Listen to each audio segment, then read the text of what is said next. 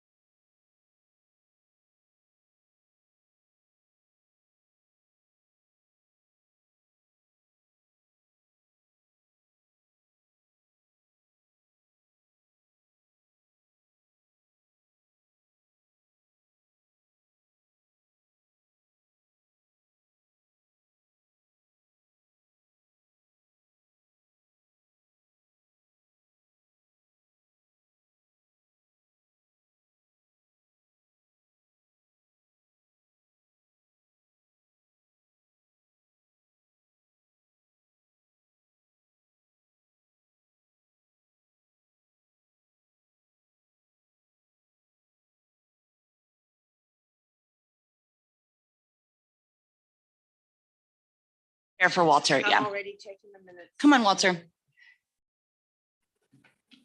Sorry, Yep. Fred. And we have extra microphones, so don't worry.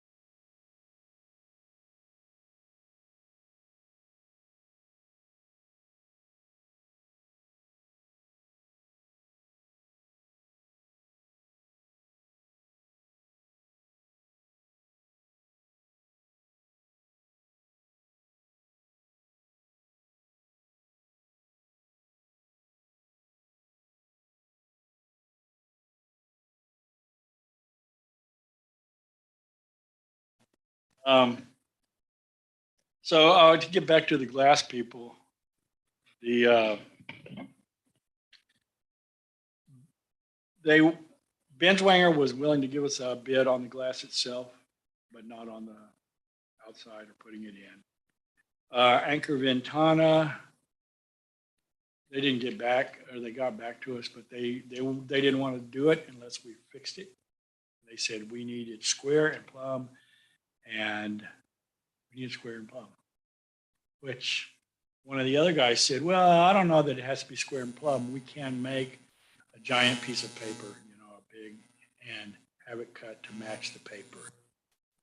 Not plumb, but he's the one that, I think is the anchor guy that brought up the fact that that window, there's a window, the two sides that go into the door, the windows, one of them on the left is broken. And we didn't really know why it was broken. I suspected why it was broken, but he was the first one to say it. He said, this has settled, the top has settled, and that's probably what broke it. Nobody can really say, but it had sheared and it moved relative to the other. So it made sense that that's what it was. After that, and I wish I had brought it, I forgot. After that, I went and got my surveying instrument, and Lori and I went out there and we checked points on the, so the way that building's built is a support on each end, on the front, 25-foot span. I'm sure it's steel. It's be a steel lintel with brick above. And then the stuff underneath, the glass, et cetera, it's not load bearing. None of that's load bearing. It's all depending on that beam going across. What I found when I put an instrument on it was that it drops in the middle right at an inch, which isn't a whole lot. Visually, it's not a whole lot, but it's enough to cause a problem.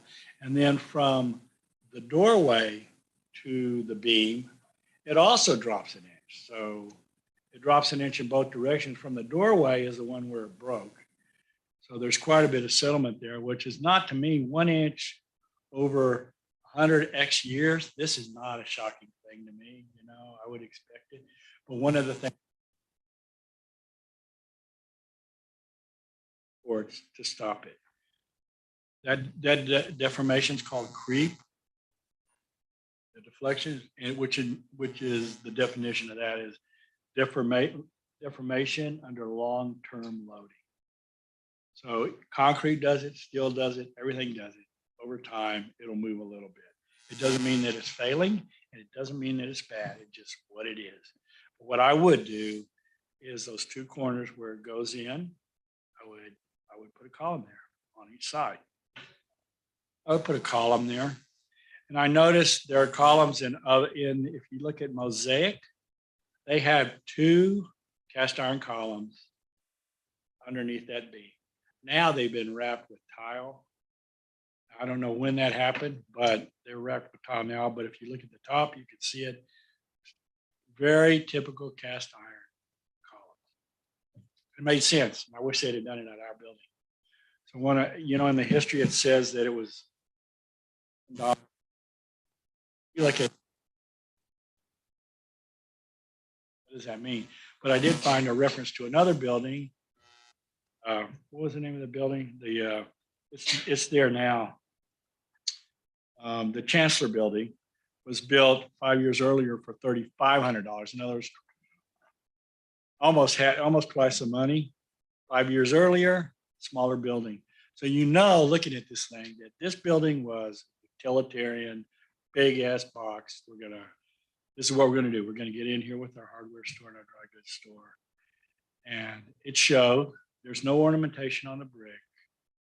So I'm sorry, I'm going backwards a little bit, but it's interesting because I was thinking about it. There's no real ornamentation on the brick. Although when it was first done, there was a little bit more ornamentation. But back then, you made a building special by what you did with your brick. What you did with, primarily that's what they used, the brick. And you can see it all up and down Smithville. The nicer buildings have really intricate brickwork, very nice. These guys said, this is good enough. And in 1913, they actually even made it simpler. I suspect they had this kind of, I don't know, it's castellation. I don't know what you call it, that up and down. Yeah, those little Yes, that's gone. I suspect it's because those sort of things can hold water and it probably got crumbly. Who knows? That's just a total guess. But it brings us to where we are. The last thing about the glass, though, is I called Schulenberg glass because I was talking to the gentleman who has the store at 115. And he said, well, I had some repairs made. I called Schulenberg. They seemed like they could do the glass. I talked to Mike Jurica, and he didn't come out. I just talked to him. I said, hey, I want an idea. I'm trying to put brackets around. How much does this cost? What could we do? And he said, well, we don't want to do it. First of all, you don't want to do it. But if you have to do it, you're going to have problems getting. And if you look at that deal that I sit around about all the older copper work, they're not the same system. If you look at them carefully, they're all copper, but it's not the same system. So there are issues with that, and there are issues getting pieces. And he said something that I didn't expect. There's a good chance that we're going to break it when we take it apart. And I said, why is that? Because he said the corner pieces where you have that kind of where it goes in. So those corner pieces, the way they did that, all those systems are very similar. They sandwich the glass between two pieces of copper, and they have a bolt that comes from or a threaded piece that comes from the front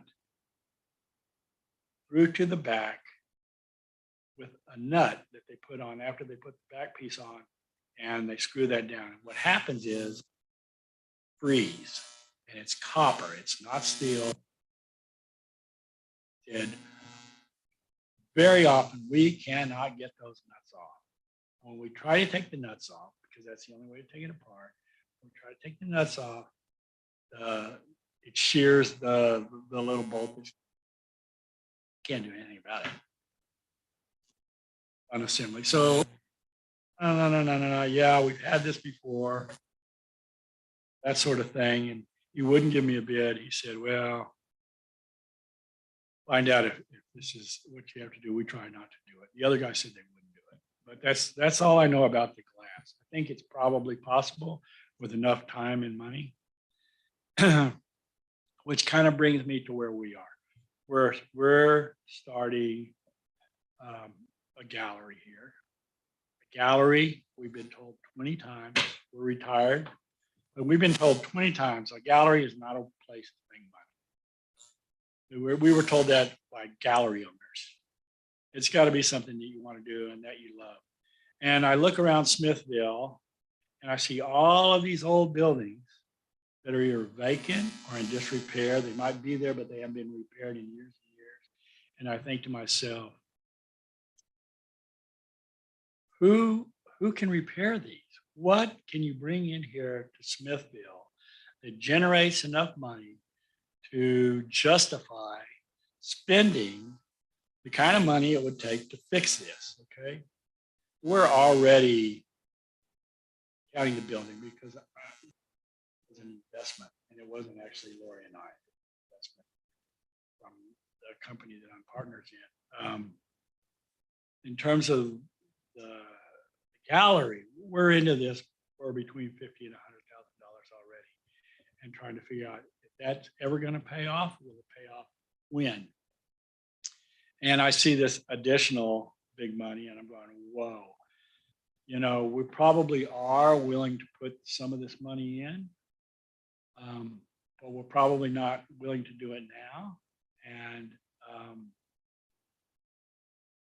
I'm not sure that I want to put that same copper system in. In fact, I know I don't want to. I do not want to put that same copper system in that's there to see the same things happen all over again. I think it's a mistake. I think it's neat. And but then you get into the whole thing. Is it historical? Is it architecturally significant? Is it an antique, or is it just something that's old? In my mind, I look at this and it's not something that I want to keep going, but that's where we are. And I'm not sure that we can make the money to keep it going and or to do it. And it brings me back to that issue of all these buildings down there in disrepair, most of them in disrepair or vacant. And I think we have to be very careful as a town about who we're going to lock out of our downtown renovation process if we're going to be, if it's going to get too expensive and too difficult. So I just wanted to make that because that's where my head has gotten over this last period. And that's where we are. And that's why I say in here, you know, I'm not sure that we're willing to do it. We can't replace it with some sort of a nice, clean, historical look that it's reparable, that we know it's not going to fall apart. We're going to do it. We won't do it right away. We won't do it until after we open and after the first of the year, because we're going to have, you know, some artists in there for at least 2 months. We think after the first of the year, people have spent all their Christmas money, and maybe we can go in there and, you know, shut it down for 3 weeks or 4 weeks, enough time to rebuild it. But I really don't want to rebuild it with the copper. We can keep going with the copper. It's grandfathered, not a problem. We'll keep going with the copper. And I will do some more kind of repairs, Band-Aid repairs underneath, keep it where it's standing up. And, even my repairs, it's going to cost a lot to repair because you have to take the whole thing apart. Everything has to come apart. You have to build the wall around it, have to do everything because the glass is involved. So that's where we are anyway. And that's why we're saying, this is what we want to do. Help us do it. You know, that's it. I'll take questions. Thank you, Fred and Lori and everyone that helped. And I know several of us have gone by and talked to you guys. We appreciate your due diligence and your research. And I think from the beginning, when we adopted the design guidelines, this committee wants to make sure that we work hand in hand with business owners to not be a barrier to development downtown, but to support that development. And it's always, this is now, and I know, you know, at our last meeting, we approved kind of a COA checklist, but now you're our shining star example because the outline of the building history and the photos, these are the kinds of things that we would like to see from property owners when they submit a request so that we know what we're voting on. And so thank you very much. Monica was very good at helping. Good. And just on the mirrors, I just want to say, I spoke to the architect of the Texas Main Street program, and that's a mid-century addition, without a doubt. Even though we may or may not be able to see them in the 20s, that was a mid-century storefront addition. So the 58 photo is accurate on that. And so I want anyone else that has questions to ask them, but just to clarify with you today, what we are deciding on is replacing the existing tile and facade. We've already decided on that though, right? Okay. Mhm. So to paint the window mullions, is that what you want to do? Or What I would really like to do is have you guys allow us to replace the copper? and add structure at those 2 inside points. Mhm. If we add structure, we're going to me, the nicest thing about the copper is the nicest thing about some of the new systems. It's a very thin edge at that. I like that. Yep. The problem with putting a column there is that now you have something that's more substantial. My guess is we're going to put probably a 4-inch steel pipe column. Okay. That goes away. So, you know, my feeling is I want to replace the wood, probably a wood system that looks like the wood systems that you would have seen during that period. And like most of the systems on Main Street, I think some of those things have already been, they were something else and have been replaced, by the way. And then on the mirrors, are you proposing to use the same tile still that you? No, it's a different tile. I think Okay. we showed you last time, but it's a tile that complements the bottom The tile. bottom, right? Okay. And yeah, I want to replace it. Okay. I just think Okay. they're dowdy. Okay. And so if anyone else has any questions, I encourage you, now is the time to ask them, and then we can make a decision on both items at the same time, replacing the copper with the wood trim and then adding the tiles to the mirrors. And go ahead. No. You'll support, which I don't think he has written down on the COA, but he's requesting now verbally. You know, I didn't. That's Maybe true. you could amend the, We can make a motion. I mean, and that's a structural issue. I think I don't think any of us are in the position to deny a structural issue request. Just my 2 cents, but. I'm- Yep. Yes. Your microphone. Better?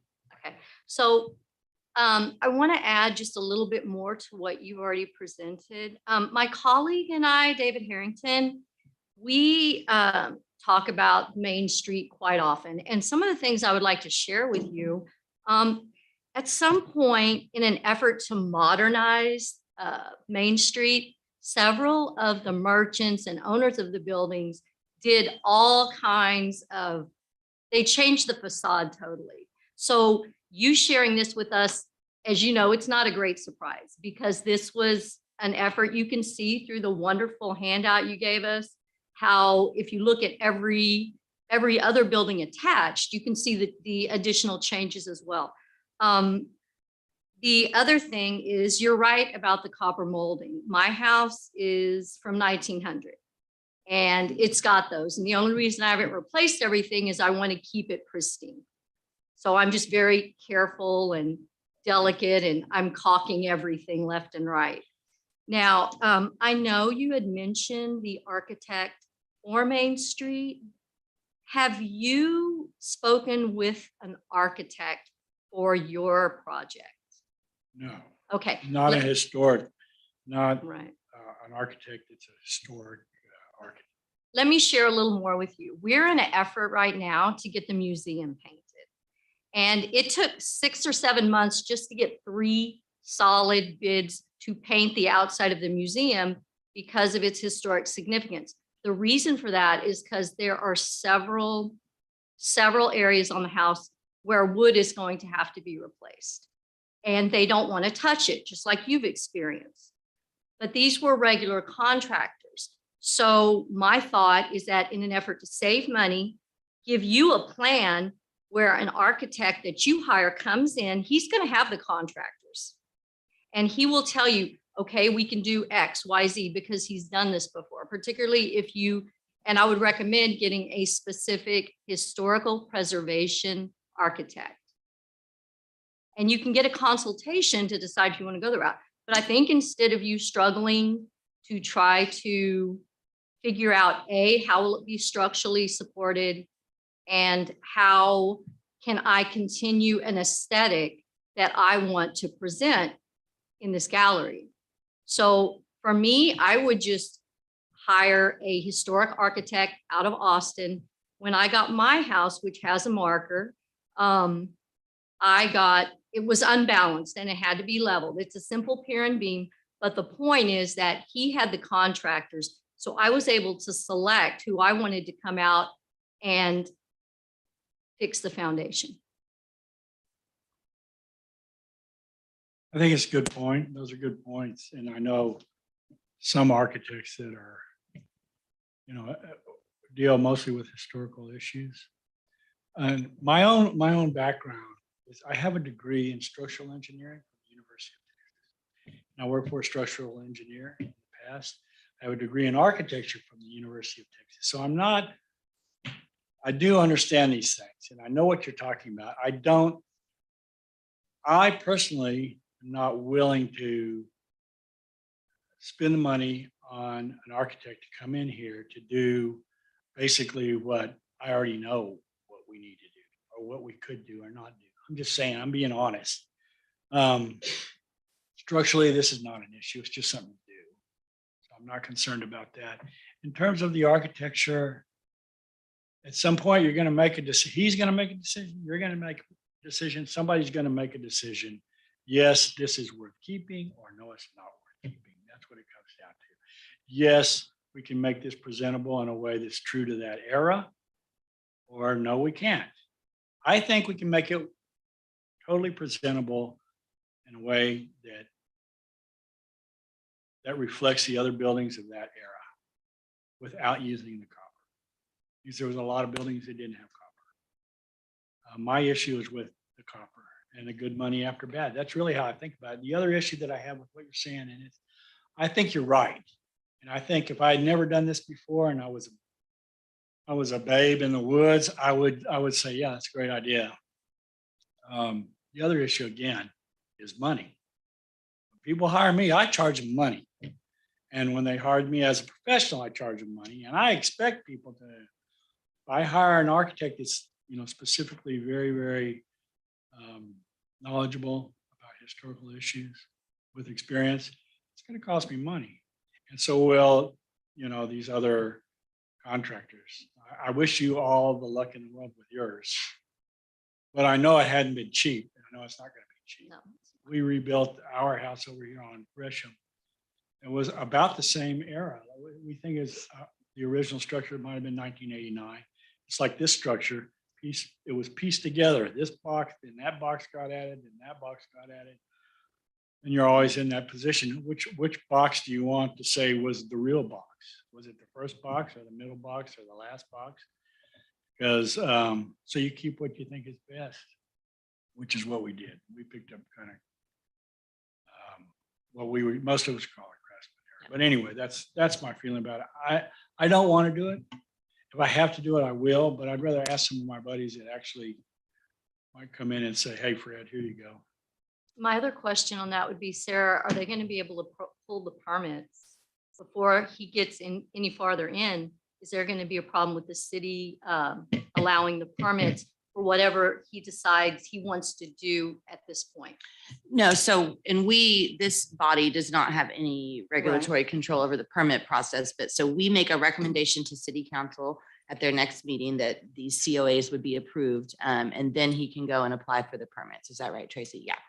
And just But there's actually, when you say permits, I would want to clarify. The only time we're going to require a building permit is when you're adding or taking away. Okay. So him putting up a beam. He doesn't need a moving permit. walls, the only thing he would require from us is if he did any electrical or plumbing work or something like that. But what he's talking about, there wouldn't be any building permits required. That's So good to know. yeah, we're so business friendly. Thank you, Tracy. And just a couple of notes, Faith, I absolutely agree with you. Licensed professional is always a great idea, but I don't think that many of our applicants that come before this body have experience as a structural engineer and have their degree in architecture. And so, that may kind of, trade off and back, and just, residential and commercial uses too. The copper at Faith's house probably has a lot less wear and tear than the copper on the buildings on Main Street. And so it's going to be easier to maintain, the copper structure on a residential unit than it would have been on a commercial unit. Just the vehicular traffic and pedestrian traffic. And like you said, there's gas pumps on the side of that building. And so there's a lot more deterioration that occurs in that process. So does anyone have any other additional questions or comments or want to make any motions or?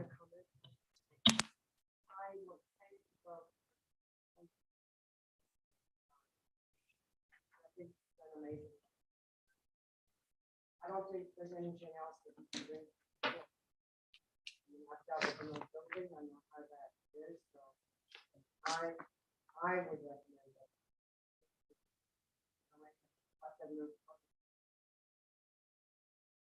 Formal motion, Sure. Madam Chairperson. Yes. I move that we, in light of the extensive research the Becks have done, that we recommend approval to council of 3 requests they're making, which is to replace the copper window support system with a safer, more appropriate wood support system, to replace the mirrors, which we believe were added in the 50s, with the tile they proposed in their original COA request, and to add the steel supports to limit further settlement. Do I have a second? Second. Okay, Faith seconds. I have one question for you guys. Is it possible to find a local artist to reuse that copper somehow? I would definitely try to upcycle that copper. Yeah, I think that Reuse would it. be. I don't know who you'll find, but I'm sure we can find I somebody. bet. Copper is expensive now. Okay, Yeah. perfect. Copper is real money now. Yeah.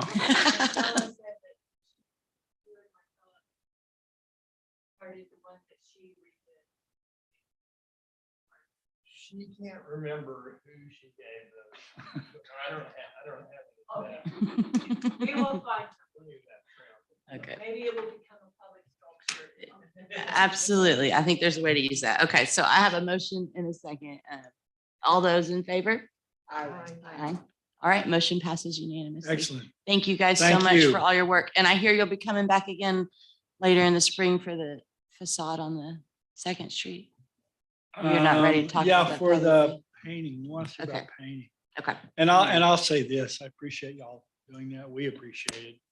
What it says in my letter, and what I meant was to do, what we meant to do was come back here and present to you what we want to do with the changes on the facade. In other words, we don't consider this done and gone. We're gonna come back to you with examples and a drawing of With a what- specific plan. Yes, a Yep. specific plan, So, just so you guys can see it, make recommendations, tell us. If and you don't just like wanted it. to make sure that you didn't go. Yeah, Yep. we welcome you to make. Absolutely. Yeah, exactly. So this is not us cowboying out there. Right. It's sincerely want to make a change that everybody can be, or almost anybody can be happy. Well, we appreciate that. So at this point, then there is no need to take this recommendation to council yet. Is that what you're saying? Because you're No, I gonna, would. Okay. I would hope you Okay. would, because then we can start. correct. So we won't do anything before January. We're out of time for right now, and that's Okay. okay. Okay.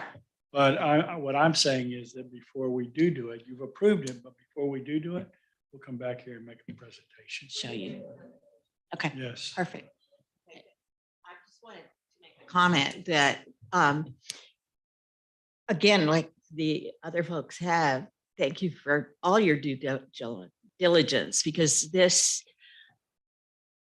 deals with structure, which also deals with the safety of the building, of a public, what's going to become again, a public building. And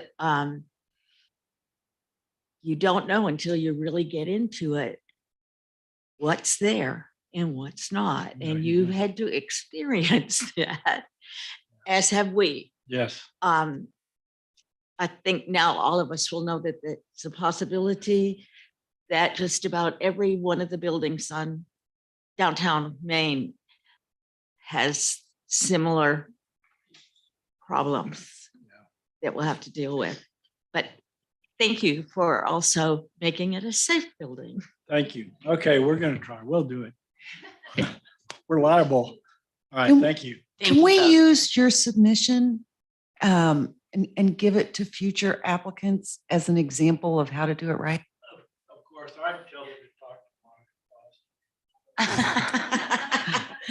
Thank you all very much. And to the general public, we are still a relatively young committee in experience. We've been around for several years, but this is probably our sixth COA or something like that, Jill. So we appreciate y'all's patience and efforts with us. So item number 7 is an update on Main Street ramps and the First Street sidewalks and EPIC requirements. Part of this organization's duty to the city is to review EPIC program grants and projects in the downtown district. And so just kind of as a refresher for those of us that have been here for a while and an update for the new committees, I'm going to turn it over to Jill. Well, thank you all very much. And so just so you know, the reason that we're using this mic isn't for the room, it's for the people who are watching on YouTube, because you can't hear anything. That was, I went out to check, you can't hear, that's why. That was why we had to do that. At any rate, so I did give you all this information about the EPIC that came through a couple years ago. And basically we'll have a similar kind of a draft project coming in right now. We've got a sidewalk project and ramp project. So we'll be updating all of the ADA ramps that go all the way along Main Street from the entire length of Main. And that's really where the EPIC part comes in. The other part of that grant is to provide sidewalks along First Street from Main Street up to Highway 95. So that's all part of our sidewalk network, trying to make sure that it's easy for walkability is easy for the community. And we will get a sidewalk that'll go along 95 from the bridge all the way out to the high school. So that's still in the works, but at any rate, this will loop us in as soon as we can get connected there.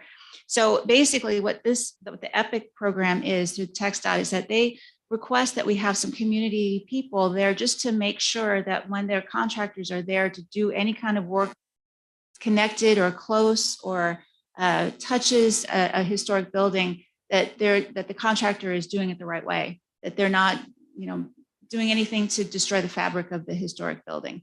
And so this just shows you some of the details about what we can expect for, the survey work has already been completed, to my understanding, and we'll be having this come back to this committee with the next plan that they come in. Once the plan is up to about 90%, I'll make sure that I have the update for the current project.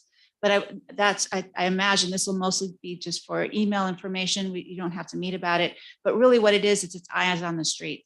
So y'all are 9 members of a board that can go in and will be walking up, and if you see something that looks a little funky, you tell me and I'll relay it back to TxDOT and they'll yell at their contractor. So that's really what that's all about. Contractors ourselves. Correct. Correct. Okay. That's Just wanted correct, to yeah. clarify for Yes. everyone. That is not Yes, ma'am. something Yeah. that we need to do, but Yeah. poor TxDOT gets yelled at quite enough. So Yeah. thank you, Jill. Thank And thank you too for all of your efforts on all this grant funding and all you do to enhance our community. So this is important work, and walkability is something that is near and dear to my heart. So thank you. Thank you all very much.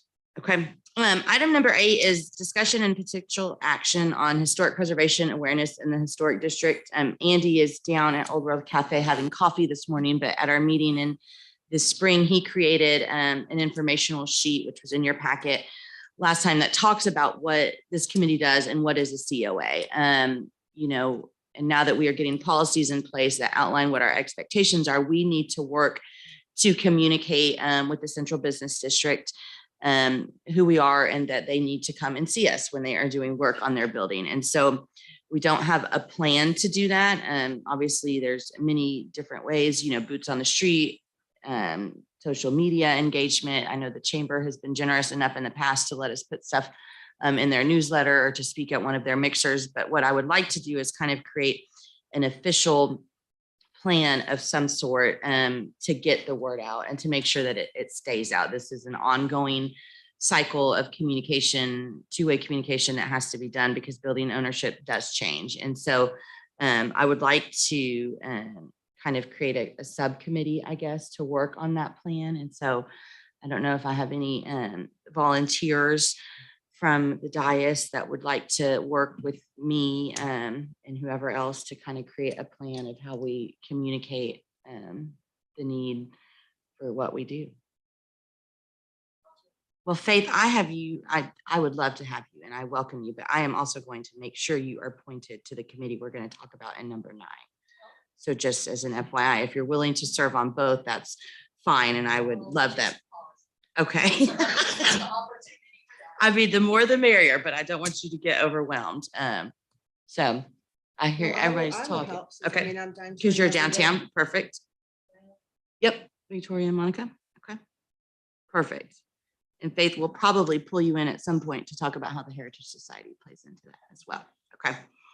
I don't think we need a motion to appoint the subcommittee, but we will get to work and hopefully have a plan for you guys at our next regularly scheduled meeting whenever that is. So number 9, appoint committee to review and update the marker application and program. This is something that has been on our list since before the pandemic, and we have just not gotten around to. We really need to update the application process and the policy behind it, as well as create a plan to how we get more applications in the future, because we only handle very few of those. I know there is some costs associated with the property owner. And so how do we update that and get the word out about that program? And since Faith has been through that process, I was hoping she would kind of chair that subcommittee. And so I'm sure if she's willing to do that, if we could have some additional hands to help Faith, and they can come back in the spring. We don't expect this to be done overnight, but maybe work over it through the fall and winter and come back in the spring with a plan. Okay. Okay. Okay. So Faith, Bonnie, and Miss Nancy. Okay. Perfect. Again, we do not need yeah, and so we'll talk about that. I had somewhere when our next meeting was going to be, but I've lost that piece of paper, so it'll be just fine. But item number 10 is discussion about future agenda items and meeting dates. And so I think both the historic preservation awareness and then the marker application and distribution of that information to folks. That's not just for the downtown historic district. That's for the city as a whole. That goes into the residential historic district as well. And I'm sure there's some buildings on the south side of town that would qualify and apply. City of Waco has an item on their agenda for the first building east of their river to be designated a historic marker. So that's important that we recognize those structures on the other side of the river as well. So, and I don't think that's reflected in the current guidelines. So that's part of the reason. So when do we meet regularly, Jill? Because quarterly. January. Yeah, that's what I think. Okay. So let's go ahead and we'll still meet the third Wednesday of the month if that works for everyone in January. And both subcommittees can have some plans for us to consider at that time if that works for everybody. And we, just a reminder for those of you that are new, we do meet also on an as needed basis. And so if we get a COA between now and then, we will definitely call a meeting. So any other questions, concerns? I'm looking at the Beck COA and it says replace existing tile and facade. And we approved that last time, right? But this one should be replace mirrors with tile. And then it paint window mullions, but you also want to replace the copper support system with wood support system and paint it. And then paint trim is required. And then it does not mention the structural column. So can we request that the Becks submit a revised application that mirrors what we just approved and then For get city it back council. to Jill? Could you do this, could you, approve it pending final? We Or recommend approval? pending Yeah, we final make it, we have already approved recommendation. What we want is to clean up the paperwork. And I think Councilmember Morgan has something to add.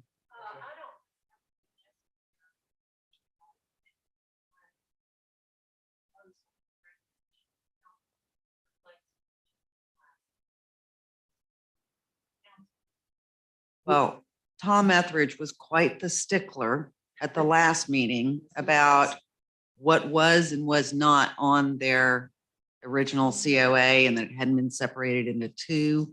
So if you're willing to duke it out with Tom, I'm fine with that.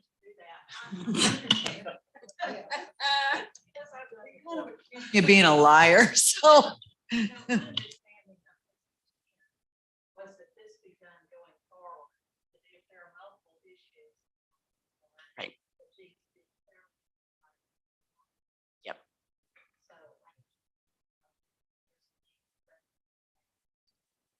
Right. And we did not have a copy of the minutes and that verbiage in the last council packet. And so we will have that. I think that will clear it up. Yes, Lori. I ran into Tom and he wondered why we weren't at the meeting. Let us know when. Absolutely. I apologize for that. Yep. You're not the only one to jump.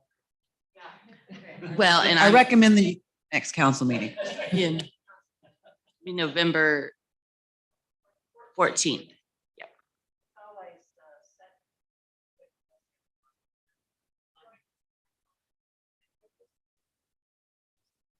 yes, it's not your fault. It's just that, but I should have done right. Okay. It's fine. We'll be glad to be there for next. Okay, perfect. Okay, so this is the, these are the three things then, and they're still columns? Yeah, so it's replacing the existing tile Yeah, it's windows. And then the 14th. replace. Also, I'm sure, we have it posted online and on the calendar and all that. Okay. Thank you, everyone. I think this was a good meeting. With that being said, I'm happy to entertain a motion to. Okay, Victoria moved and second, Jeans. All those in favor? Aye, thank you very much. Y'all have a great day.